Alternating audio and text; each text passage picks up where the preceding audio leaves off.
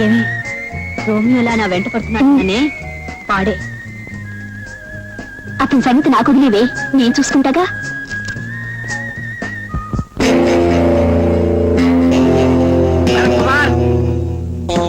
భరత్ కుమార్ ఎవరు?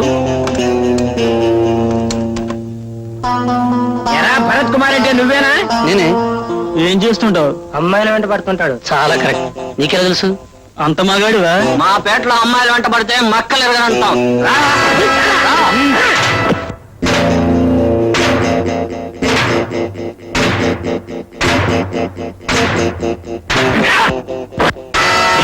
రేయ్, మిమ్మల్ని ఇక్కడికి పంపింది ఆ హాస్టల్లో అమ్మాయిగా. మిమ్మల్ని ప్రాణాలతో విడిచిపెట్టాలంటే ఆ అమ్మాయి దగ్గరికి వెళ్ళి నన్ను బాగా కొట్టారని, తలకు దెబ్బ తగిలి నేను హాస్పిటల్లో జాయిన్ అయ్యానని చెప్పండి. అమ్మాయి గారు, అమ్మాయి గారు,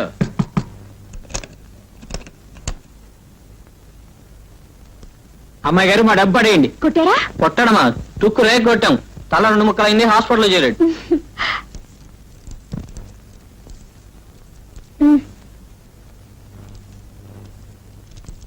పదండ్రా. ఏమిటిదంతా? అదే నీ కూడా పడ్డాడన్నవే రోమియో గాడు. వాడిని తన్ని రమ్మన్నాడు, పంపించారు. ఎప్పటికి తల పగలు కొట్టారు. హాస్పిటల్లో చేరాడంట. నీ ప్రాబ్లం సాల్వ్ అయింది. ఏమిట్రా? అమ్మాయి వస్తుందిరా. వస్తుందా? వస్తుంది కదా అని లేచి కూర్చోకు. స్పృహ లేకుండా పడుకో. ఎలాగో కట్టు ఉంది కదా, దాన్ని అడ్వాంటేజ్ గా తీసుకో. అప్పుడే ఇద్దరు దగ్గర అవుతారు. యా అంతేనంటారా? నువ్వు పడుకో, నే కప్పు నాయన.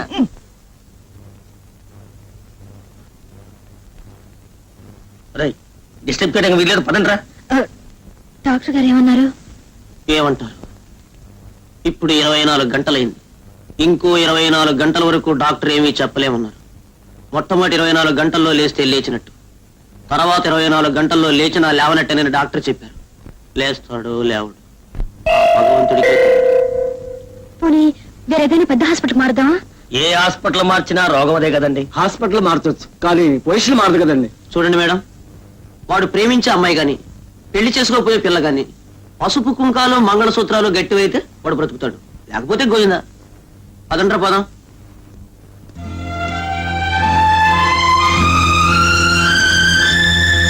సరళ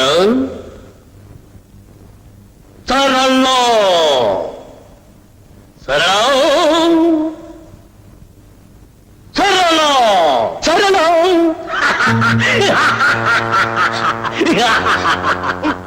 ఎవరు నువ్వు?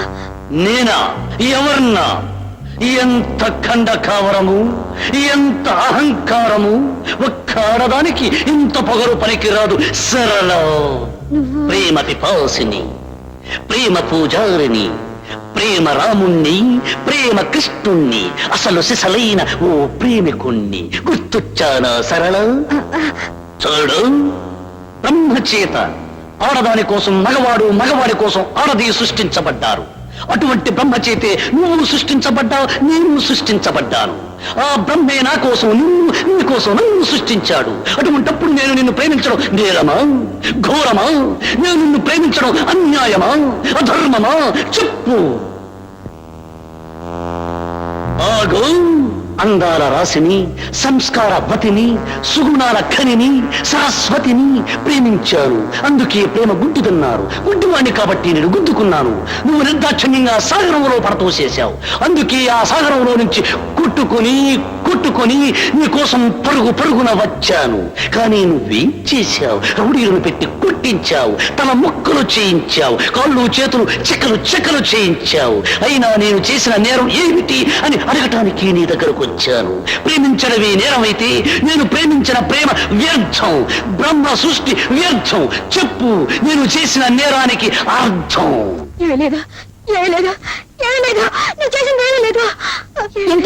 ఏమీ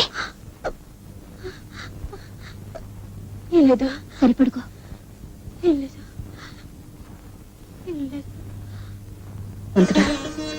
ఆయన తొందరగా కోలుకునేటట్టు చూడు.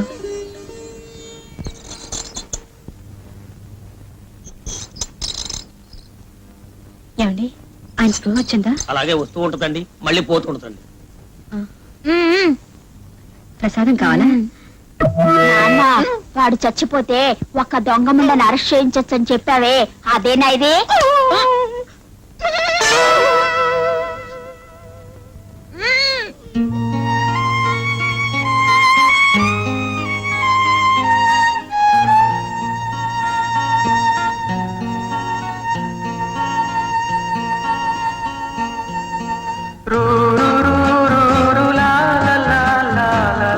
మీరా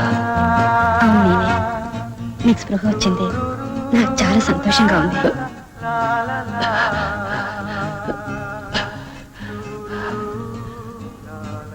నాకు మాత్రం స్పృహ వచ్చినందుకు చాలా బాధగా ఉందండి.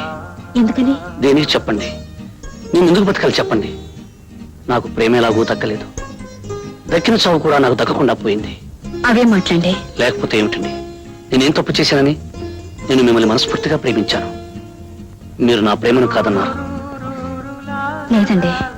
ఏమండి, మీరు నా ప్రేమను కాదన్నారనుకోండి, దేవదాసుని అయిపోతాను, సలీంని అయిపోతాను, మజ్నూన్ అయిపోతాను. నా చరిత్ర ఒక మందు సిస అయిపోతుంది. మీకు ఆ పరిస్థితి రాదులేండి. అంటే మీరు నవ్వారా? సరే అండి, నవ్వితే అర్థమైపోయింది. ఓకే.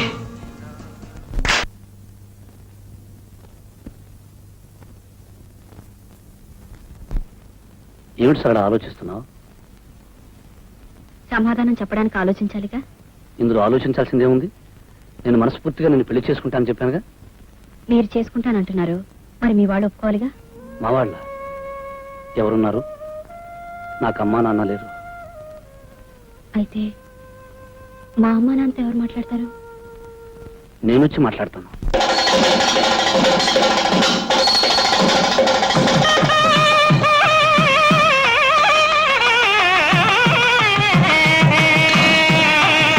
మాంగళ్యం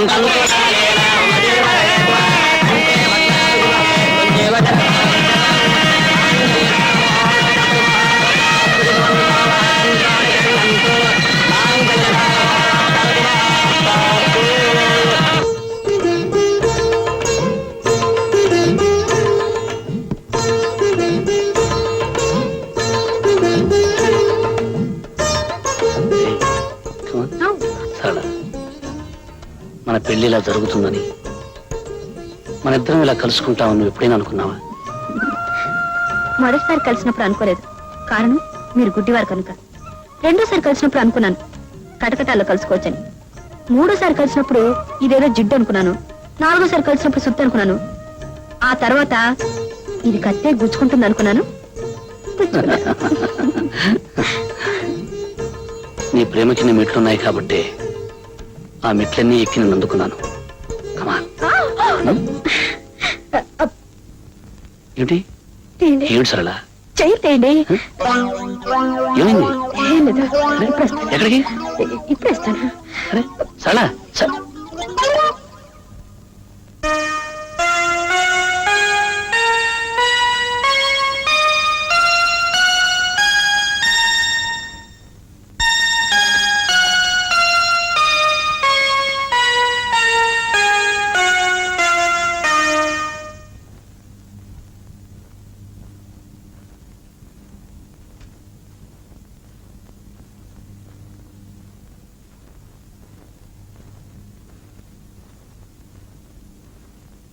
ఏమండి? నాతో మాట్లాడద్దు, నాకు చాలా కోపంగా ఉంది.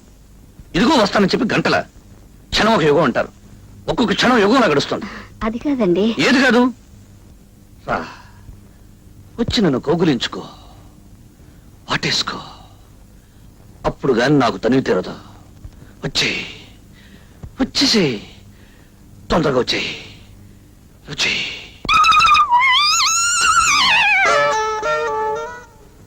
సరళ, జీవితంలో మొదటి రాత్రి చాలా అందమైన రాత్రి. ఆ రాత్రిని ముక్కలు చేసి ఇలా అడుకోవద్దు. రా, వచ్చి నన్ను కౌగిలించుకో, లేకపోతే నేనే వచ్చి నేను కౌగిలించుకో. అల్లుడు గారు, అదిగో, ఇప్పుడు నేను అన్నమని మీరు విన్నారా? మీరు ఎందుకు వచ్చారు అత్తయ్య గారు? నేను రాలేదు బాబు, మీ మామయ్య గారు పంపించారు. నమ్మని ఎందుకు పంపించారు? అమ్మాయి ఎక్కడ? ఉండు బాబు, అమ్మాయిని పంపిస్తాను. ఏమండి నా వల్ల కాదండి మీరే వెళ్ళి చెప్పండి అమ్మ నేను మీరే వెళ్ళండి అదండి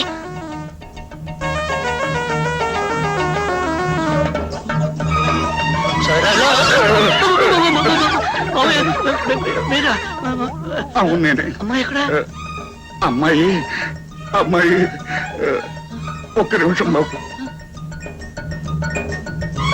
ఏమే, నా వల్లగా చెప్పడం ఎలాగండి ఓ పని చేద్దాం ఇద్దరం కలిసి వెళ్దాం దా.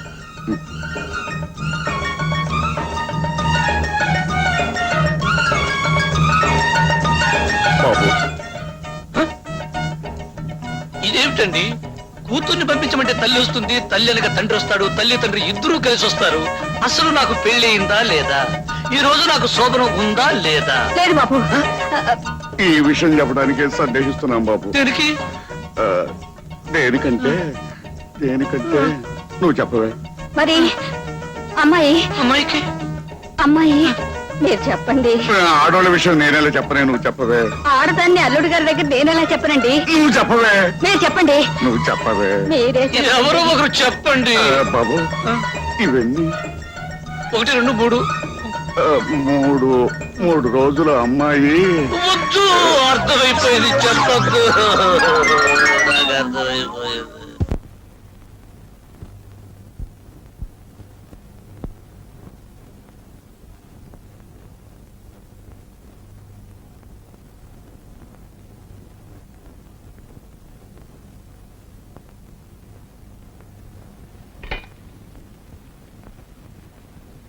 బాబు టిఫిన్ తీసుకో వద్దండి పెసరట్లు వేయించమంటావా వద్దండి, పోనీ నేతిగారులు వేయించమంటావా అసలు ఏం వద్దండి.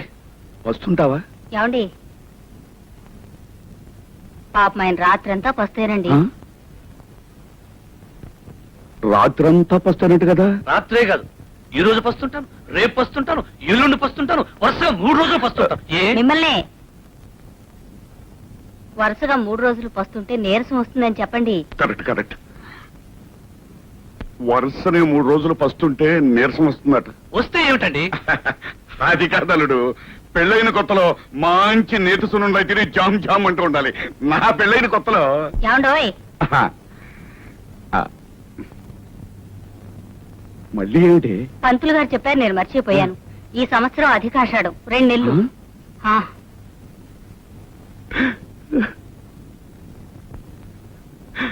అల్లుడు ఇప్పుడు నేను చెప్పే విషయం విని నువ్వేమి అప్సెట్ అవ్వద్దు. ఏమిటండి? అధికాషాఢం అని అధిక శ్రావణం అని అప్పుడప్పుడు వస్తూ ఉంటాయి. ఆ అధికాషాఢం ఈ సంవత్సరమే వచ్చి పడింది అల్లుడు. అందుచేత 1 నెల కాదు 2 నెలలు మీరిద్దరూ కలుసుకోకుండా దూరంగా ఉండాలి అల్లుడు. ఈ ఆషాఢం ఇప్పుడే రావాలా మావయ్య? అది నా పెళ్లికే రావాలా మావయ్య? నాకు ఈ ఆషాఢాలు గీషాఢాలు వద్దు. మొదట అనుకున్నట్టుగా 3 రోజులే. ఆ, అల్లుడు అల్లుడు 2 నెలలు మావయ్య మావయ్య 3 రోజులు. కాదలుడు 1-2 నెలలు ఓపిక పట్టు. లేదు మావయ్య 3 రోజులు. లేదలుడు 1-2 మావయ్య, నెలలు. మావయ్య, మావయ్య, 1-2 3 నెలలు రోజులు. కాదు బాబు, దాని వల్ల అరిష్టం ఉంది. ఏమని ఇష్టం అండి? ఏమిటది? ఏమవుతుంది? అది కాదు బాబు, పెద్దవాడిని నేను పోతాను. ఆ. ఆ. మావయ్య అయితే చెప్పు, నన్ను ఏం చేయమంటావు? ఏం చేసేదే ఉంది బాబు, శాస్త్ర ప్రకారం ఈ 2 నెలలు దూరంగా ఉండాలి. భగవంతుడా, నేనేం తప్పు చేశాను నా మీద ఇలా కక్ష సాధిస్తున్నావు? మావయ్య ఆ. దీనికి వేరే మార్గం వేయలేదా? ఆ, మార్గం అంటే మరొక చిన్న మార్గం ఉంది. ఏమిటది? తొందరగా చెప్పేసి. ఆ, ఇటు అత్తవారింట్లోనూ కాకుండా అటు పుట్టింట్లోనూ కాకుండా వేరే ఎక్కడైనా కాపురం చేయొచ్చు. వేరే ఎక్క- వేరే ఇది చూసుకుంటే అంతే కదా.